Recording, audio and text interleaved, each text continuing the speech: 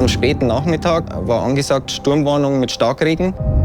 Hier war klar, dass die größte Herausforderung die Zeit wird. Ramsau 7 hat verstanden, 2 Luftretter sind bereit. Blitzschlag am Berg ist sicher nichts, was man erleben will. Wir waren uns nicht sicher, wie das ausgehen wird. Ne?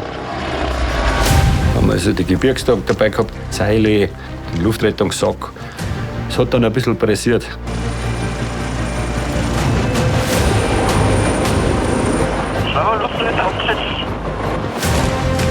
Die waren verängstigt, mit der Situation überfordert. Die wären auch nicht mehr da zurückgekommen.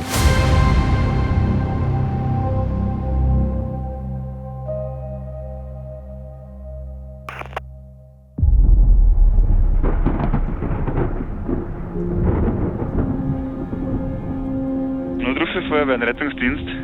Hallo, wir sitzen an der alten Westwand. Das GPS zeigt uns keine Route mehr an und wir kommen nicht mehr weiter. Freie Sicht außenrum? Ja, wir haben Blick auf das Watzmann-Haus, wenn das hilft. Okay, also im Ausstieg von der Watzmann-Ostwand wahrscheinlich, oder? Ja. Okay. Nein. Watzmann-Frau Westwand. Frau Westwand, okay. Ich kümmere mich drum. Ich alarmiere die Bergwacht, gell, die kommt dann zu Ihnen. Ja, okay. Wie viele Personen sind Sie im Gesamten? 3. Für Ramsau 7 Wache besetzt. Ramsau 7 hat verstanden. Kurz zur Info, hab Kontakt mit den Meldern. Unverletzt verharren dort. Der Einsatzrennen vom Watzmann Westwand. Treffpunkt in ein paar Minuten an der Wache. Verstanden. Die Teilnehmer von Ramsau 7. 3 gestiegene Personen, kleiner Watzmann. Da bitte definitiv ein Hubschrauber ist einer zur Verfügung. Ja, also der Christoph Fritzen ist zu Hause, den kann ich gleich durchschicken für einen Waffen. Leitstelle Ramsau 7-2, die Anforderung RTH bitte schnell möglich wegen Gewitter. Verstanden. Hier war bei Alarmierung klar, dass die größte Herausforderung die Zeit wird, weil das Gewitter schon am Reindrücken war. Und du willst alles haben, aber auf gar keinen Fall bei Gewitter am Watzmann stehen. Jeder kennt es aus seiner Kindheit, dass einem erzählt wurde, dass man einfach beim Gewitter Schutz sucht in irgendeiner Form. Aber am kleinen Watzmann gibt es eben keinen Schutz. Da gibt es nur Felswände und das war's. War angesagt Sturmwarnung mit Starkregen. Das ist eine Westwand. Das Wetter kommt aus Westen bei uns. Und wenn man da bei Starkregen und Sturm sich befindet, ist das einfach eine sehr kritische Situation. Man ist dem schonungslos ausgesetzt. Da darf keine Zeit verloren werden. Und die beiden Luftretter müssen am Landeplatz draußen parat stehen, wenn der Hubschrauber eintrifft. Ich weiß nicht, da müssen Sie entscheiden. Bleibt mir jetzt mal zum Fliegen errichten. Ja, da liegt du zum Fliegen, der Andi. Genau, ich bin der Punz Andi, bin seit 2017 bei der Bergwacht. Ich habe in der Woche Dienst gehabt, ich war der Luftretter. Und ja, das war dann eine recht stressige Situation, möglichst schnell umzuziehen, weil man gewusst hat, der Hubschrauber kommt gleich und es muss dann auch schnell gehen, eben wegen dem Gewitter. Da hat man schon richtig auf den Watzmann drauf gesehen und hat schon richtig so dahinter die Gewitterwolken gesehen. Und da habe ich mir gedacht, oh, das wird eventuell knapp, dass das noch vorm Gewitter was wird. Wir halten jetzt hier erstmal zurück mit Fliegen. Wir haben mit die Mitteilerin von der Westwand in der Leitung. Kannst du das Programm Rückruf erfolgt, ja. Servus, da ist der Berti von der Bergwacht Ramsau. Die Frau von der Westwand, danke. Der Berti ist ein sehr gewissenhafter, technisch affiner Bergretter. Man muss wissen, beruflich ist er auch Ingenieur. Also ich würde sagen, so ein Allrounder, den man einfach in jedem Szenario gern mitnimmt, weil er auf jeden Fall performt. Ja, hallo, Stöckel am Apparat von der Bergwacht Ramsau. Hören Sie mich?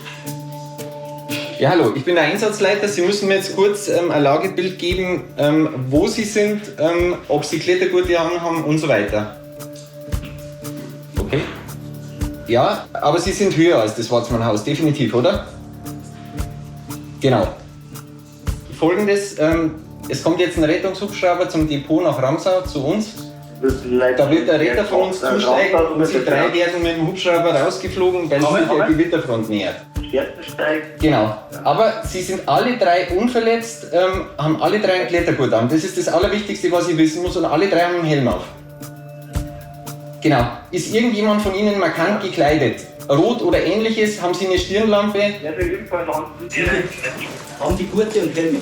Anscheinend ja, aber ich telefoniert noch. Haben Sie noch eine ungefähre Höhenangabe? Durch ein Höhenmesser, eine Uhr oder ähnliches? Haben die jetzt Gurte an oder nicht? Ja, alle drei. Wenn es zu viel wird, nimmt man sich auch jemand dazu. Also in dem Fall ist die Anna dann mit in den Einsatzleitraum gekommen. Da ist mir immer sehr dankbar. Es gilt ja nicht nur, den Einsatz zu koordinieren über Funk und mit Telefon. Man muss ja mitprotokollieren, was passiert, um im Nachhinein auch eben nachvollziehen zu können, wie ist der Einsatz abgelaufen. Also, folgende Infos zum Einsatz Kleiner Watzmann. letzter Teil der Route Alte Westwand. 3 Personen, 3-mal unverletzt. 2-mal roter Helm, alle mit Gurt, Höhe ca. 2100 Meter. Du hast ein paar Maschinen, Lukas, und einen Strich, gell? Ja, ein paar Maschinen und Strich.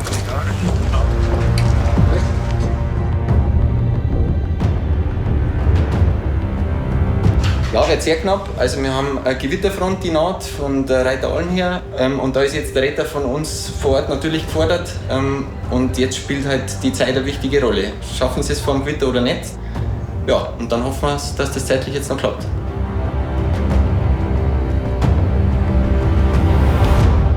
Ramsau 7 hat verstanden. 2 Luftretter sind bereit.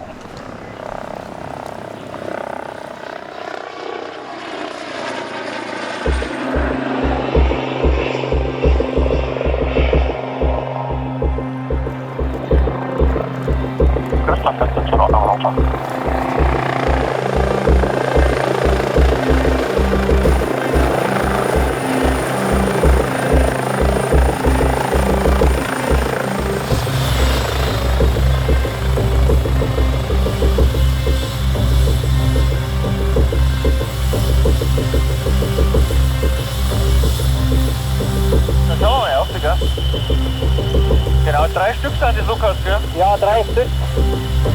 Auf 2100 Meter. Der Winter ist, dass die Tür öffnet, klar, oder? Ja, ja. Gut. Ich habe überlegt, Lukas, das geht vielleicht mit der Kampfrettungsflieger wegen flotter, weißt du, wenn die vielleicht beschissen stehen oder so. Ja, natürlich, die haben wir gut da, das ist abgeklärt. Genau. Dann sitzen wir euch beide da dort ab. Muss halt schauen, ob das an der Stelle geht. Ja, ich habe eine Seil- und Bohrmaschine, also. Ja, genau. Ja. Das ist das. Geht doch. Ja, guten Tag, Stöckl von der Bergwacht Ramsau. Es ist jetzt gerade ein orangefarbener Hubschrauber unterwegs zu Ihnen. Bitte machen Sie sich bemerkbar, so wie ich es vorher beschrieben habe, mit einer Stirnlampe, mit einer Handylampe oder ähnlichem, sodass sich der Hubschrauber schneller erkennen kann. Genau. Wahrscheinlich sehen Sie den Hubschrauber oder Sie hören ihn eh schon. Der ist auf dem Weg direkt zu Ihnen über das Watzmann-Kar. Hallo?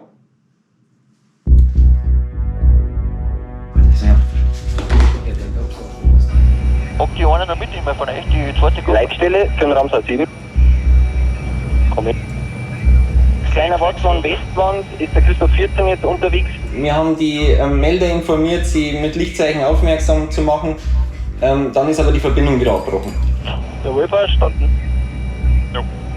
Magst du links auch gleich wieder ein bisschen Vierer schauen aus? Ja. Ob wir vielleicht ein Lichtel sehen, angeblich haben sie ein Licht, aber wir müssen in der Hähne aufbauen, wir hören uns nieder. Ja, das wird ziemlich weit oben sein, gell? Wir haben einen Gipfel auf 2,4. Ja. Das dürfen da in die Ausstiegskabine sein, ja. Wahrscheinlich. Das waren ja so 2,1 ungefähr. Jawohl. Machen wir ein bisschen langsamer. Vielleicht haben wir da sogar einen Tick zu hoch.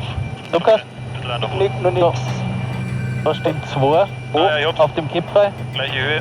Ah, da also, alles klar. Ach, da hinten, ja, brutal. Ja, einer ist noch her, deutlich her. Seht ihr den? Rote Helme war ja. Ja, alles klar. Gut, dann mache ich Meldung. Ramsau 7, ist da 14. Ramsau 7, ja? Die Person nicht erkannt. Fangen wir mit dem Windschlag. Ramsau 7 verstanden. Kannst du noch bis nach vorn fliegen, auf 12 Uhr? Ja, da wo dieser... Auf die Schotterbandel da unten, ja, dann gehen wir rauf. Wo der dunkle Felsen da ist, oder? Ja, oder das Grasflecke da, das große direkt rechts unter uns. Ja. Da lasst uns raus, dann gehen wir um. Sagen wir es nochmal. Warte mal, jetzt haben wir 3. Also jetzt genau 12 Uhr ist ein Großbandel. Da ist ja. Bandel. Ja, alles klar. Okay, okay, passt. Zuerst einmal gut, dass wir es gefunden haben gleich. Und dann haben wir aber schon gesehen, dass da die zwei unten stehen, die waren relativ safe, also das war ein breites Band. Nur der dritte war ungefähr, aus dem Hubschrauber hat man schlecht sagen können, vielleicht 20 Meter drüber in einem steilen Klettergelände. Also das hat man vom Hubschrauber aus schon gesehen, dass das interessant wird. Es wird noch spannend, was wir mit den Oma machen, aber ich mache dann Meldung. Ja, der soll jetzt mal da bleiben auf Wissen. Ja, das war gut. Und dann haben wir in dem Moment im Hubschrauber entschieden, dass wir uns so 30 Meter versetzt auf ein Felsband absetzen lassen, von dem wir dann hochgehen können, damit wir nicht beim Winchvorgang die Person durch Abwind oder so gefährden. Weil unter dem Hubschrauber dann natürlich recht starker Wind herrscht und der hat sich halt wirklich nur in der Felswand festgehalten und das wollten wir eben vermeiden. Doppelt oder einzeln? Nein, wird schon doppelt gehen.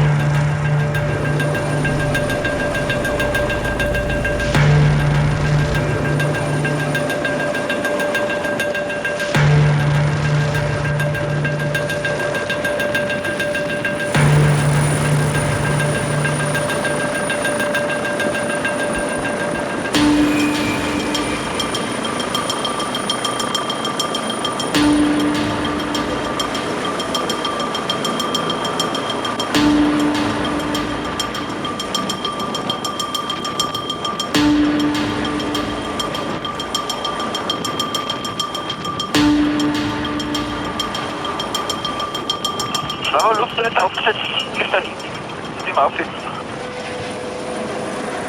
Zweimal Wetter aufgesetzt, Bremser 7 verstanden.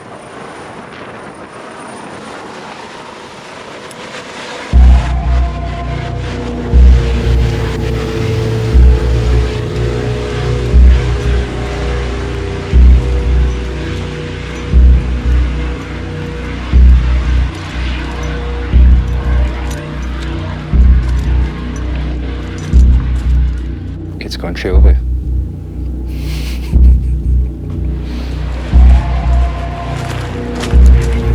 Das ist halt nicht sehr viel begangen und dadurch liegt halt da recht viel loses Gestein.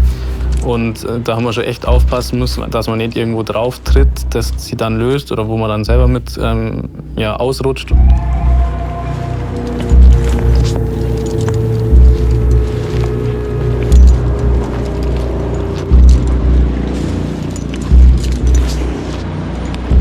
Servus. Nix du ein Seil? Passt.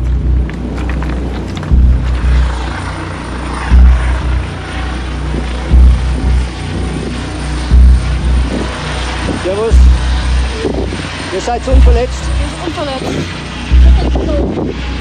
Wie geht's denn dir da oben? Bist du sicher?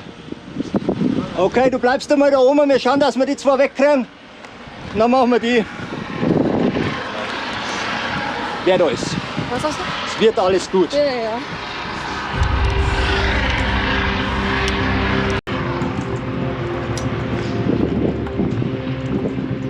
Ja, die waren radel. Also die waren verängstigt, zu kalt war es ihnen, die waren mit der Situation überfordert. Die wären auch nicht mehr da zurückgekommen, glaube ich. Andi, du gehst mit beide auf. Ja, erst. Dann fliegt sie es runter und ich schaue, dass ich am Ober bringe. Also beide, zweimal. Ich beide? Ja. Christoph 14 für Einsatzstelle. Dein Rucksack. Ja, Christoph 14 gehört.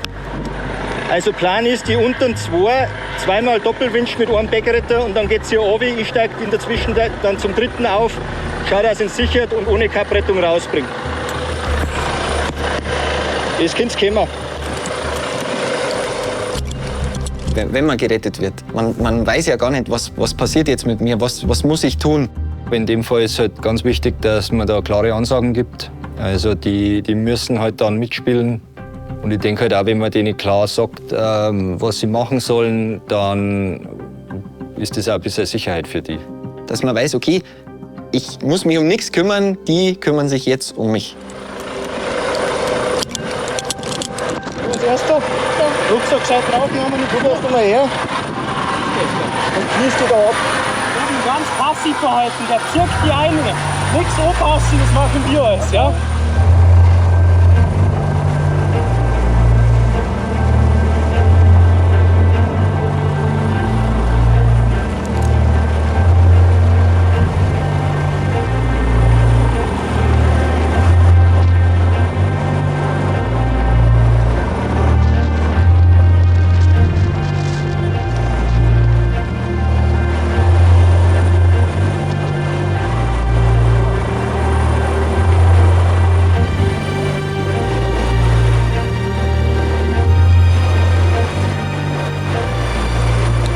Das Gewitter naht und die Wolken sind schon aufgezogen.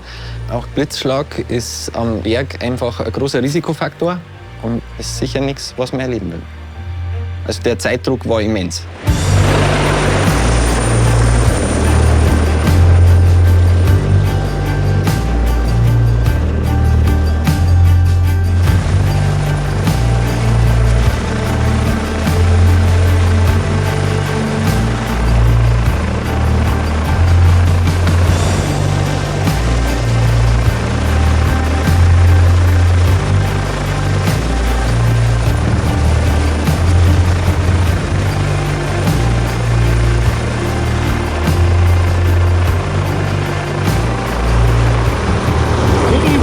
Oben nichts anfassen, der zieht sich rein, ja?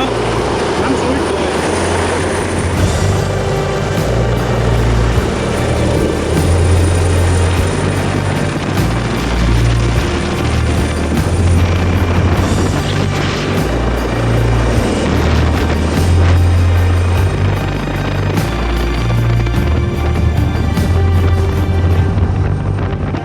Als ich oben in den Hubschrauber dann wieder eingestiegen bin mit dem zweiten Patienten, hat es dann angefangen, noch so ein bisschen zu regnen. Da habe ich mir schon gedacht, ui, der Lukas jetzt alleine oben, auch wenn er weiß, was er tut. Christoph 14, Frage Verständigung. Ja, deutlich. Jetzt einmal runter, jetzt wird ein bisschen dauern, ich muss sicher 2 paar Akten setzen. Das war echt, gerade beim Runterfliegen, dann ein echt ungutes Gefühl, weil ja dann der Lukas komplett auf sich allein gestellt war. Das war taktisch halt das Sinnvollste, dass der Andi mit den 2 Patienten runterfliegt, dass die schon mal weg sind. Da ist halt dann die Risikoabwägung so gewesen, dass schneller besser ist. Ja, wir haben jetzt einen Ritter und 2 Patienten an Bord, die bringen wir mal ins Depot. Und dann machen wir noch der andere Ritter der Anstalt weiter. Ramsau 7 verstanden.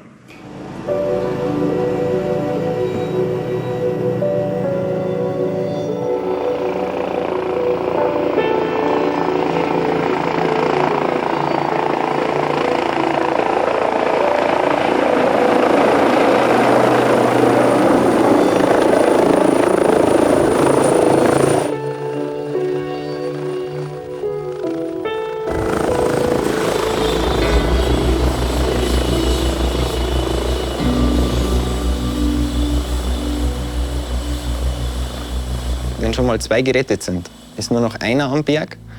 Aber nichtsdestotrotz, wir haben da noch einen Mann von uns oben und der ist gerade unter Hochspannung.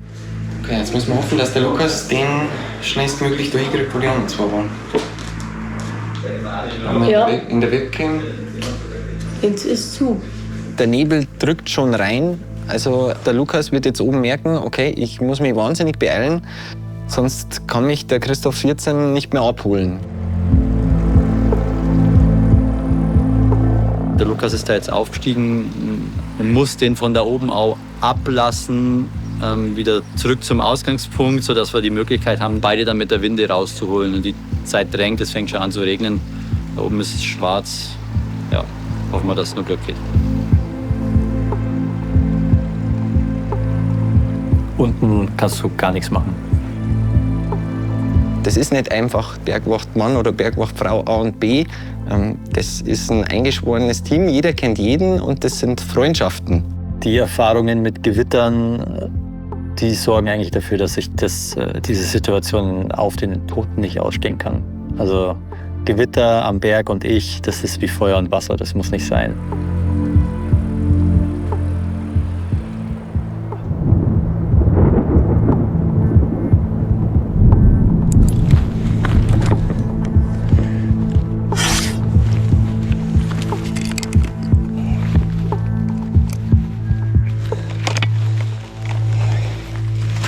Ich komme jetzt rauf zu dir.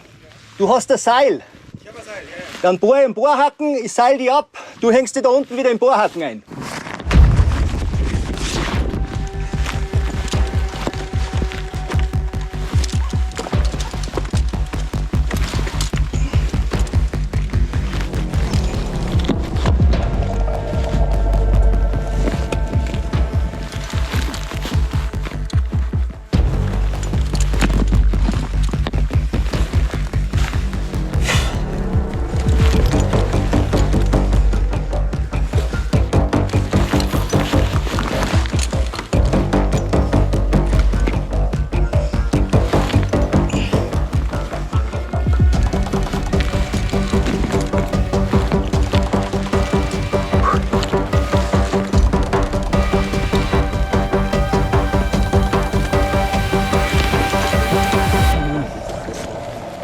Bleiben wir mal da. Das machen wir dann gesichert.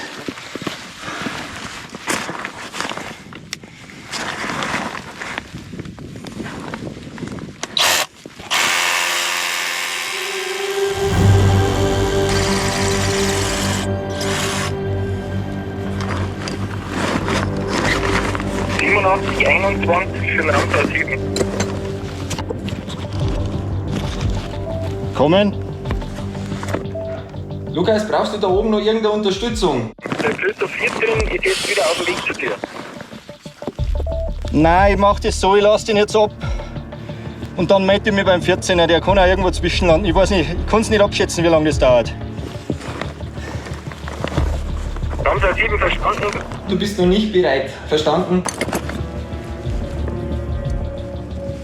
Für den Lukas, die Anspannungssituation da oben ist natürlich immens. Er muss schauen, dass da alles sicher abläuft. Er muss auch für die Sicherheit natürlich sorgen, seine eigene und die von dem Voraussteigenden. In dem Moment war ich halt relativ konzentriert auf die Seiltechnik und Sicherungstechnik und habe mir wenig Gedanken über das Wetter gemacht. So, gib mir mal das, wo du eingebunden bist. Das hab's.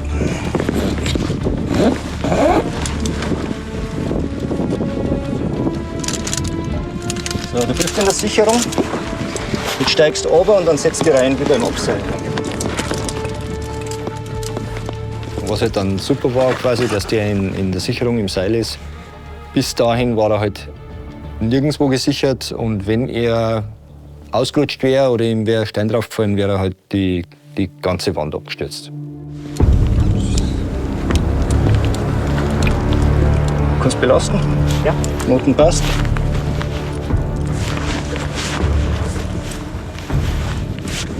Ist am besten ein bisschen nach links. Ja.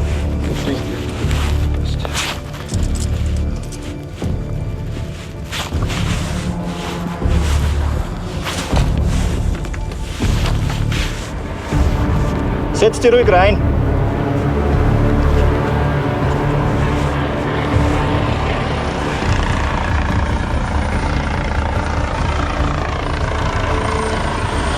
Bist du gesichert im Bohrhaken?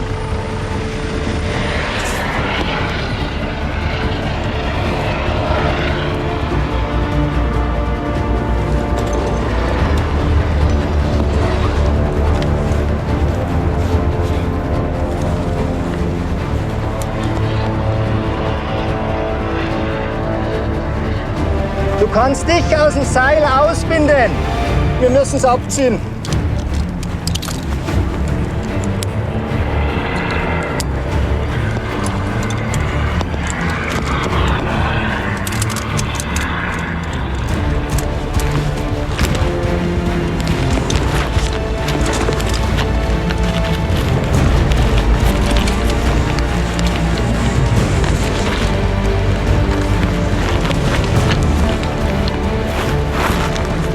Vorsicht!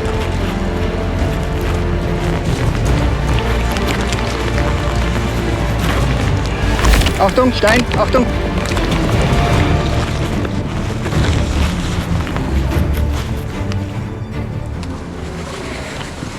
So, jetzt. Der Lukas, servus. Hi, Dominik. Dominik. wir da schon hoch? Viel weiter vorher geht's rauf. Ja, ihr seid Band zu weit unten eigentlich. Da oben wäre der normale Weg. Ja, der war ganz gut drauf da. Also der war, glaube ich, schon noch Herr der Lage irgendwie. Also für das, dass er da relativ lang oben gestanden ist auf dem Absatz, wo er wahrscheinlich auch nicht mehr runterklettern hätte können.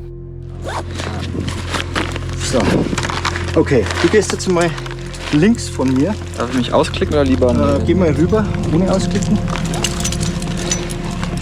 Stehst du gut? Ich stehe prima. Ja. Dann hänge ich dich jetzt aus, okay? Das nimmst du.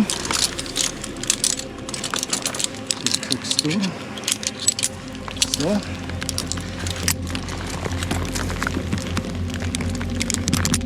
Dass du stabil bist, am besten so abhocken ein bisschen. Wenn ich, achso, ja, keine Ahnung. Einsatzstelle, kleiner Watzmann, ist klar zum Winch. Nur, dass dich nicht umbläst oder so, okay? Ja.